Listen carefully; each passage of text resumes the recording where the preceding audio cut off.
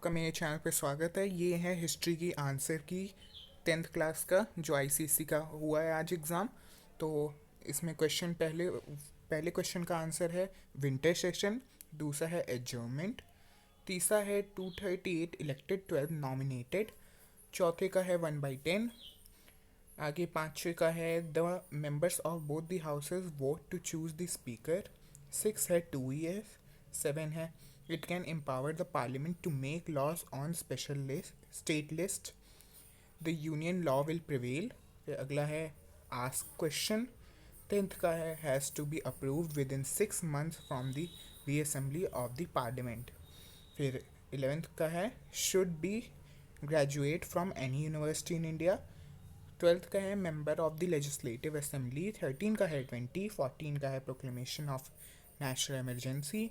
15 का आंसर है amendment of constitution. 16 है ए हो ह्यूम्स एंड 17 1930।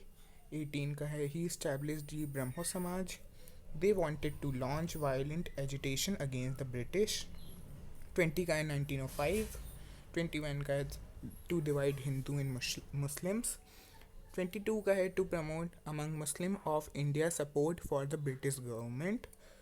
23 का है दादा भाई नारोजी। 24 है it became a cause of civil disobedience movement. 25 है अली ब्रदर्स। 26 है चौरी चौरा इंसिडेंट। 27 है द डिक्लेरेशन ऑफ पूर्ण स्वराज वॉज पास। 28 है failure of Cripps mission and Japanese threat. 29 है the answer and assets would belong only to India.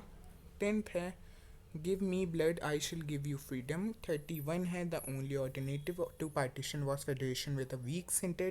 32 है total mobilization of Indian man power and money for total war. 33 है का पहला है incident of grazed cartridge. दूसरा है pretext of alleged misrule। तीसरा है taxing religious places। चौथा है they were given the same salaries as of the British soldier।